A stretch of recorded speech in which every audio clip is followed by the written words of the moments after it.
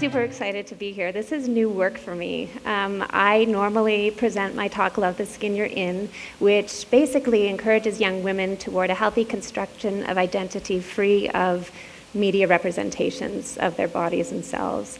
And I founded Love the Skin You're In many years ago during my recovery from an eating disorder, when I was looking around me and seeing that pretty much every girl sitting around the cafeteria table in high school was complaining about the width of her thighs and how fat her stomach was, and it just didn't seem right to me. So that sort of was the birth of my journey as an activist. And most recently, I have had the enormous pleasure and honor of becoming close with Dr. Riane Eisler. So who here is familiar with Dr. Riane Eisler's work? Who's read The Chalice and the Blade? And has anyone read Sacred Pleasure or The Real Wealth of Nations? Okay, wonderful. So this is going to be a green crowd, then this, which is great because I'm doing a little bit of an overview of a lot of the things that she talks about in The Chalice of the Blade and Sacred Pleasure, and we're going to land in her caring economy work. So I would just love to check in with the audience and get a sense from all of you, what are the world issues that our planet and the beings on our planet are currently facing that are of most concern to you? Yes? GMOs and the loss of the bees. Big time, yes. Overpopulation. Loss of civil liberties. An attempt to take power away from women. Violence. Racism. Consumerism. Yes. Environmental toxicity. With you with every single thing you just said. We have so many issues that we're facing that it can be overwhelming. My loss of innocence started when I was 11 years old, and I remember the war between Iran and Iraq happening, and I was 11, and I came out into the living room, and my dad had the television on, and there were these huge war trucks passing by on television. People had these huge guns, and inside myself, I was like, what is going on? Like, how did this happen? And that was when my parents first introduced to me the concept of war. And ever since that time, I have just really struggled with the fact that our civilization is so young in its maturation and its consciousness in so many ways. But I have found tremendous hope in the work of Dr. Riane Eisler, who I'm going to introduce to you in the talk today. She was featured in a book, 20 Great Thinkers of Our Time, along with Mahatma Gandhi and Mother Teresa. So she is just an amazing woman who's on the world stage. She gives talks at the United Nations. She is a member of the World Future Council as well as the Club of Rome, and she has written many best-selling books. The Chalice and the Blade has been published in 25 different languages, most recently in Urdu. She's just been an amazing woman to meet. And when I reached out to her, she lives in the same small town of Carmel, California, where I reside, and I just had the courage to pick up the phone, happened to get her number through an inside source, and say, would you be willing to have tea with me? You know, I'm an aspiring activist, and I'm so inspired by your work. And she met with me, and we had an initial conversation, and she told me about her back problems. And since I'm also a yoga therapist, I thought, okay, I can help this woman out. I said, I think I can help your back. So she let me come back, and that basically spawned a really beautiful relationship. She had me sit beside her with some video editing, and we did some work together, and it has been really magical. So it's a great honor to be introducing her work today. So one of the things that Riane invites us to do is look at the way that we are being taught to see. So that is often the work of sociologists. So I like to think of, you know, every single pencil that's being held by a hand in this sort of metaphor as a lens that is being taught, that is being prescribed to all of us as human beings on this planet.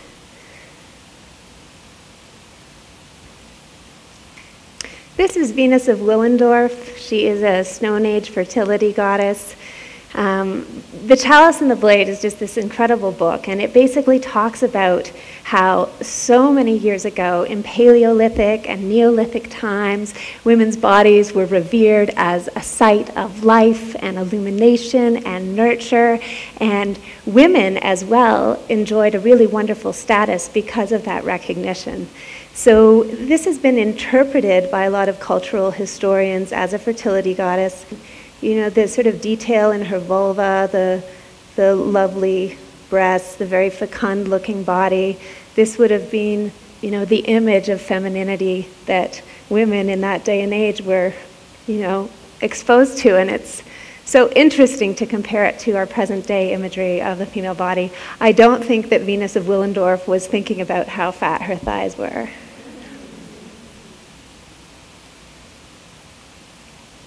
So there are two different models that Rion introduces in her book. She introduces the partnership model and she introduces the domination model.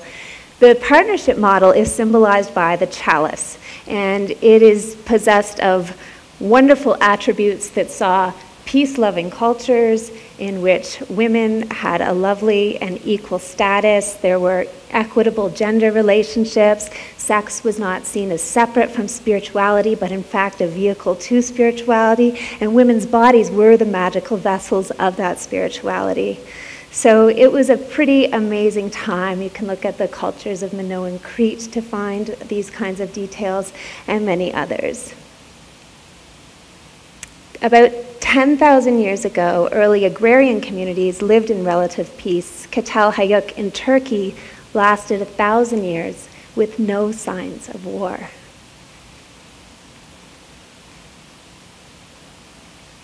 Here's an image in a leadership position holding her snakes, sign of fertility, Minoan Crete. And lovers embracing on a bed in Mesopotamia, which is what we now know as present-day Iraq. This is, I took a few lines from a poem that was written that gives us a good sense of how women and their bodies and life was being interpreted in those times. As for me, Inanna, who will plow my vulva? Who will plow my high field? Who will plow my wet ground?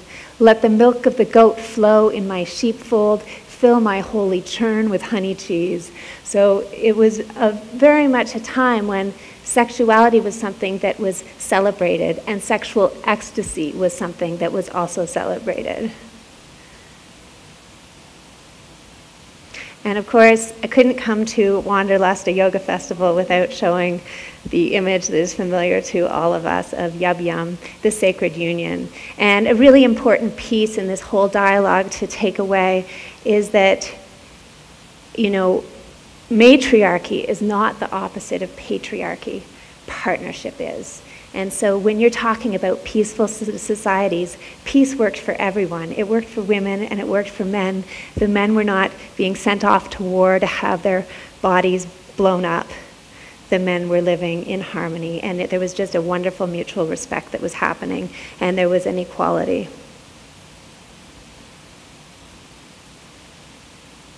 And then we have the present day to compare this to. I chose this Dolny Vestonice from the Neolithic age, and I also chose Naughty Yogini from 50 Shades of Yoga on Facebook.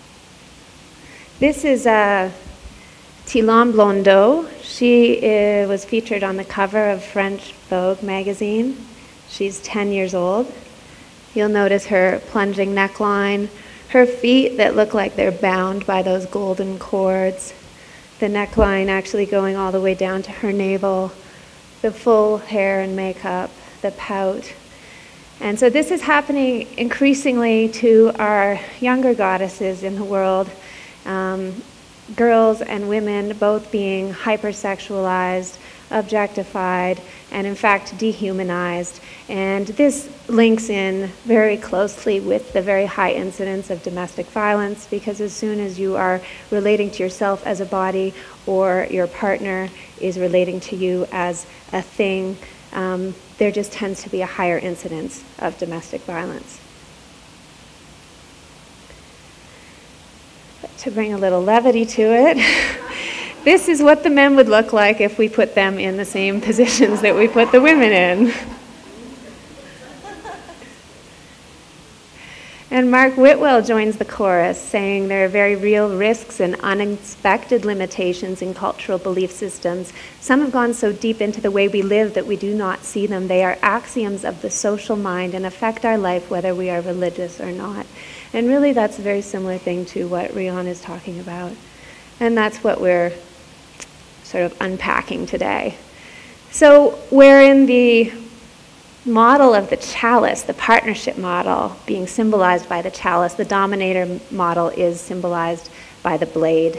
And we see a few aspects to that: rigid top-down ranking and authoritarian control, violence, a lot of which is directed towards women, and the ranking of half of humanity over the other half. And you know, poverty is, of course, one of the major issues that our world is facing today. And it is interesting that when conversations are happening, especially politically, about world issues like poverty, what is not mentioned is that women are disproportionately globally poorer. So 70% of the world's poor are women and children. And the dominator model, of course, it's affecting all of us. I like to use the metaphor of children's toys because I use this in the body esteem and media literacy presentations I do for teens. This is the evolution of the G.I. Joe doll. So here he is when he started. There he is a little bit later, and here he is present day.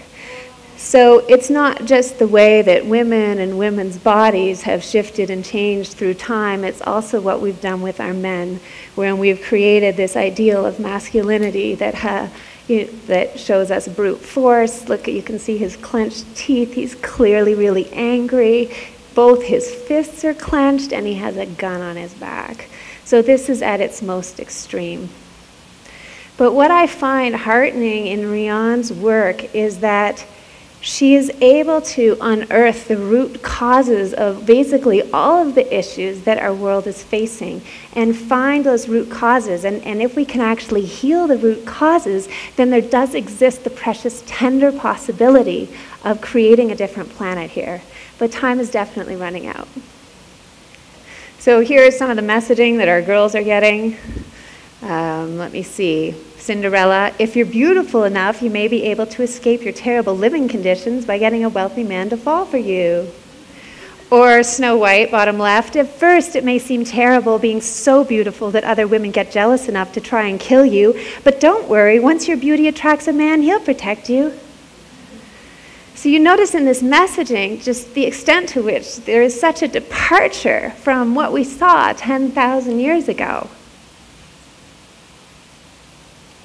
Wanted to bring a little more levity to the situation. But this is also a good opportunity for us to look at the difference in the way women and men are portrayed. You see the guys hanging out on the bottom, and you know, if they were presented on their own, it elicits a very different response in most of us than the women that are on the top. Increasingly. What's that? She said she wonders if in the gay community, if this is happening increasingly for men, if there's more objectification of men within the gay community. And there definitely is. There's more objectification of men now as well happening. Just what the media is doing. You look at Naomi Wolf, who wrote The Beauty Myth, when she came out with her more recent book, her more recent edition, she talked about how she anticipated that this would happen, that they would be doing with men what they have done with women. And of course, what does it all revolve around? Money, which is what we're going to get to soon.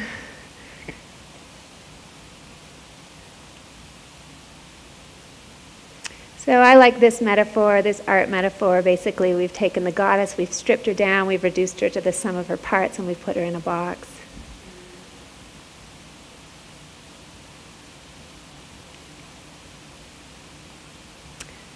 We have a generation of young women that look in the mirror thinking that they're fat, very high prevalence of disordered eating, which has become an initiation into Western culture, which again is a great departure from the way that the the goddess-worshipping cultures experience the female form. Human trafficking being one of the many issues and an extreme example of the impact that the domination system has on our people and our planet. And child soldiers. I don't think this kid is more than 6 or 7, 8.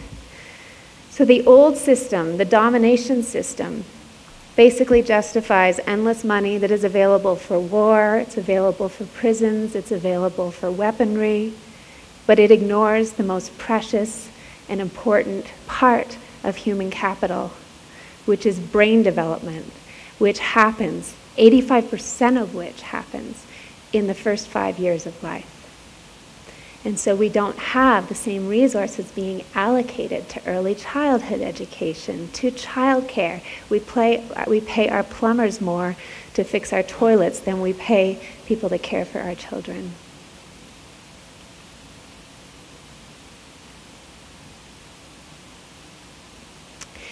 Sometimes, though, when you experience something that is so devastating, there is a window of opportunity that opens. I know that for me in my personal journey, it was really feeling like I was scraping the bottom of the barrel of my life with my eating disorder, feeling like life just could not get any worse. And sometimes it's when you hit that place personally, or when we hit that place as a cultural collective, that we really wake up and find the inspiration to commit to something new.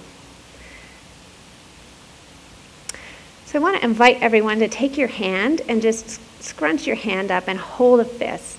Okay? This was something that my Zen teacher taught me a long time ago. And it's been really interesting. Just keep your fist held while I talk to you here for a minute. It's been really interesting learning from Rian. She is much more interested and invested in social transformation than she is in the transformation of the individual. And that has been a really interesting piece of my learning with her, especially as an avid Zen practitioner. Okay, so you can feel your fist. So now I want you to let the fist go, but not with any intentionality. You're just going to release your fingers and just sort of, in a passive way, just watch what happens with your hand. So what do you notice? It doesn't really open. It stays shut, right? So this is a wonderful metaphor for the way that our cultural patterning can entrap us, right? But with awareness, there does exist, again, that possibility to consciously open the old system up and give way to the new. This is my boyfriend and I at Cindy Lauper a few weeks ago. I wanted to use this image, to again reinforce that matriarchy is not the opposite of patriarchy, that partnership is, that this is something that works for women, for men, because what is good for women is actually good for the world. The studies tell us that.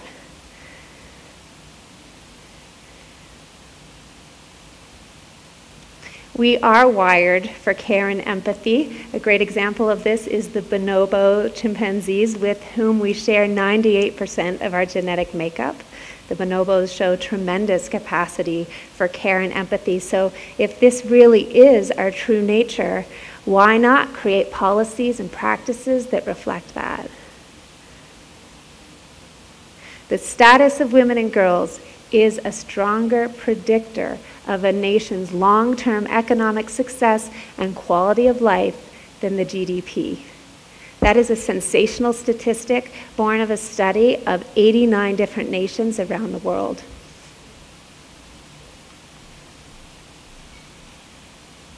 And what does it come down to? It comes down to what we value.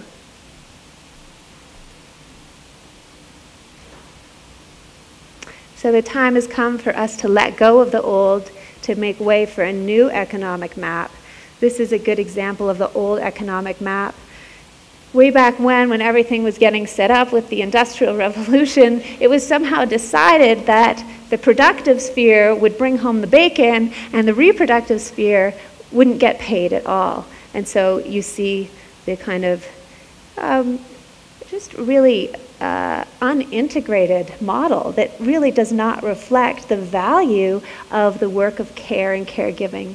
So it's time to let go, make way for the new. This is what Rion proposes would be an economic map that would be good not only from a social justice argument perspective, but also from the perspective of a purely economic argument.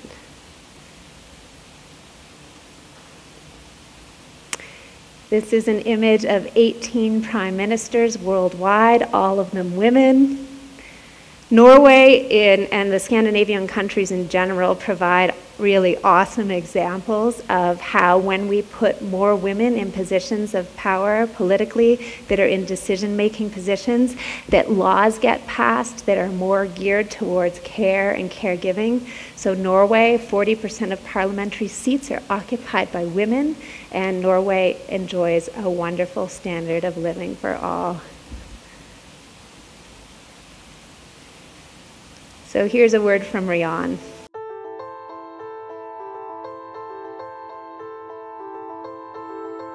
You don't often see the words caring and economy next to each other.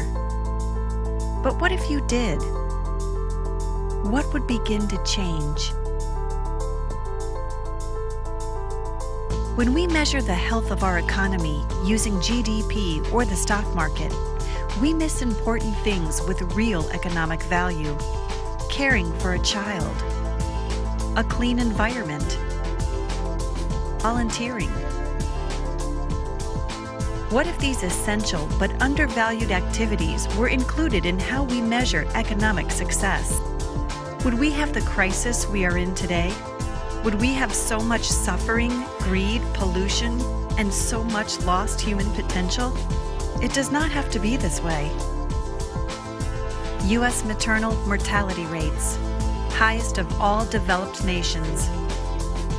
U.S. children in poverty, more than 1 in 5 U.S. children. 4 times higher than Denmark, Finland, and Norway.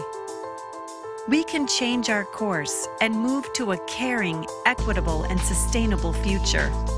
The Caring Economy campaign has 2 goals. First, change the conversation with accurate measures of economic health that show the enormous contribution of caring to human well-being and economic success. Second, and here's where you come in, empower organizations and individuals to lead the movement for a caring economy.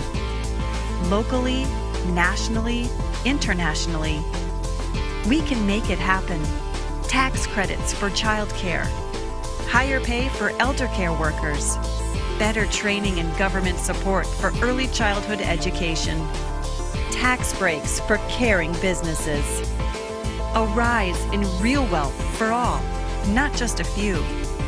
If you believe caring and the economy belong together, join the Caring Economy Campaign Coalition and encourage your organization to do so too. Here's a message from Rion Eisler, President of the Center for Partnership Studies and author of The Real Wealth of Nations. Policymakers need this information, and it's up to us to get it to them. Let's do it.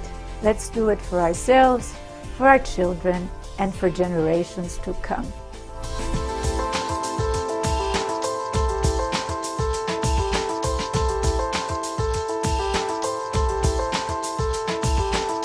Join the campaign coalition.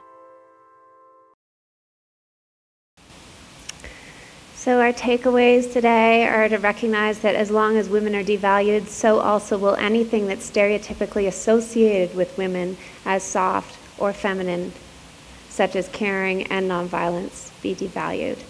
But the good news is that what's good for women is good for the world. So if we can act upon that, we really have a clear path carved to a future that works not only for human beings but also for our planet, because all of the planetary issues that we're facing right now are all reflections of the domination system that we're living in that really took over about 5,000 years ago, that we've been living in for the last 5,000 years. So caregiving drives human capacity throughout the whole human life course in terms of the value of caregiving for health educational and economic goals, as well as the value of expanding our human capacity to dream, to innovate, to care, and to create. Human capacity, just looking at the measures a little bit here, there are human capacity measures that measure the degree of human capacity and development, both for economic success and for healthy and meaningful lives, including the development of our capacities for caring and creativity individually, in families, and in groups and organizations. Social equity measures measure how equitable is our present condition as a nation, keeping in mind studies showing that inequity not only damages those individuals and families directly affected, but that addressing inequity makes for a more productive, more harmonious, and healthier society. Care investment measures our national investment, government at all levels, business and nonprofit sectors, in caring for people so as to promote their optimal development and meet both human needs and the needs for success in the post-industrial knowledge and service age. So at the rate of technological growth that we have been pummeling across this planet in, it's really, the domination system is no longer tenable if we want to have any future whatsoever. We need to return to a system that actually values care. And I feel like my role in the caring economy conversation is really to inspire. It's the same role that I play when I get up and speak to audiences of young women, inspiring them to their inherent radiance and to reclaim their lives and their intelligence and their bodies. I really love what Eve Ensler has to say about what an activist is and does. She says an activist is someone who cannot help but fight for something. That person is not usually motivated by a need for power or money or fame, but in fact is driven slightly mad by some injustice, some cruelty, some unfairness, so much so that he or she is compelled by some internal moral engine to act and make it better. So if that is you, then you might want to consider joining the caring economy conversation. This is another one of my role models.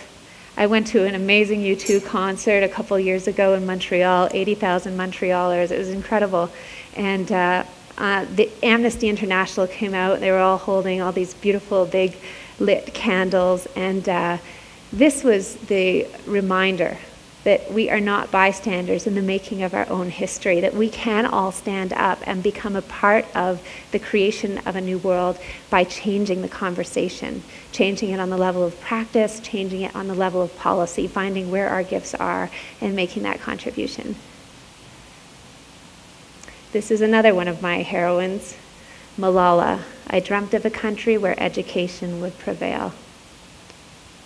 So she's been doing some incredibly magical work for young women in education. I'm sure you've been signing the petition that just went through our inboxes this week.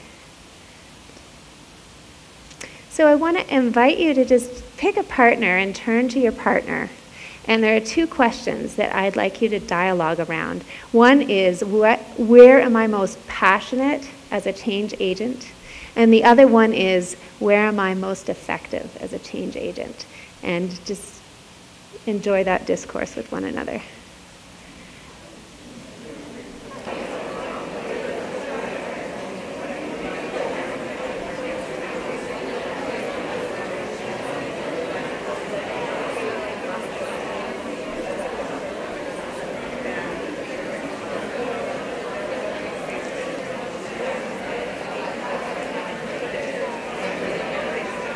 Well, I would like to close by saying that if any of you are interested in joining this conversation, I would like to extend a very warm invitation on behalf of the Caring Economy campaign to join one of the cohorts that they have. They host regular cohorts, and I'm a certified Caring Economy conversation leader. That's how I came to offer this presentation today.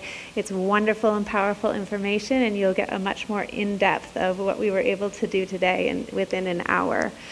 So the question that I hope you will walk away with and consider and give your lives over to is this great possibility of awakening from the cultural trance and really rebirthing, in fact, the world that was known during the times that goddess worshiping cultures were alive and well. Thank you so much.